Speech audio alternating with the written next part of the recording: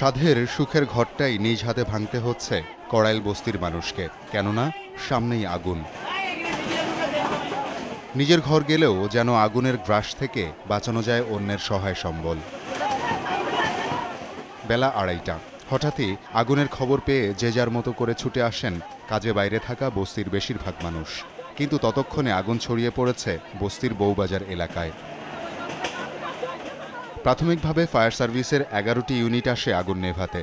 পরে আগুনের ব্যাপকতা দেখে যোগ দেয় আরও 5টি ইউনিট। তবে ঘিঞ্জি এলাকা হওয়ায় বেগ পেতে হয় তাদের।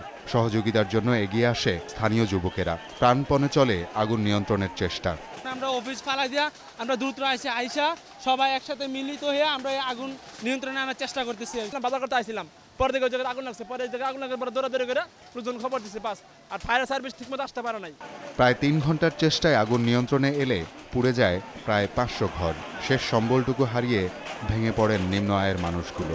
ধ্বংসস্তূপের ভেতরেই কেউ বা খুঁজতে থাকেন অবশিষ্ট আসবাব। সঙ্গে নিয়ে যায় না, খেতার তলে তৈরি তলে থয়েই যাই, আর তো কিছু পাইলাম না। কিছুই নাই, কে গরম খালি পিন দেয়।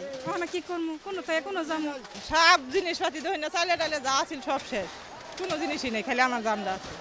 আসার কথা, আগুনে হতাহতের কোনো খবর নেই। আগুন লাগার কারণ ও ক্ষয়ক্ষতির পরিমাণ নিরূপণে গঠন করা হয়েছে 3 সদস্যের তদন্ত কমিটি। 60 থেকে 62 ফায়ার ফাইটাররা, কিন্তু তারা 1 ঘন্টা থেকে 1.5 ঘন্টার মধ্যে আগুনটা কন্ট্রোলে নিয়ে আসছে।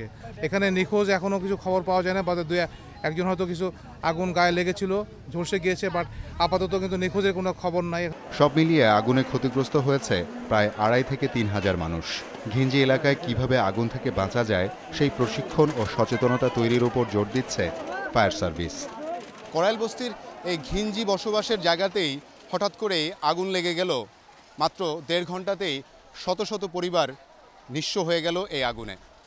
তবে ফায়ার সার্ভিসের সাথে এখানকার সাধারণ মানুষ, যুবকদের স্বতঃস্ফূর্ত অংশগ্রহণের কারণেই আগুনটি নেভানো সম্ভব হয়েছে। এলাকার মানুষ দাবি করেছেন সরকার যেন তাদেরকে কিছুটা হলেও সহযোগিতা করে। শওকত মঞ্জুর শান্ত, যমুনা নিউজ, ঢাকা।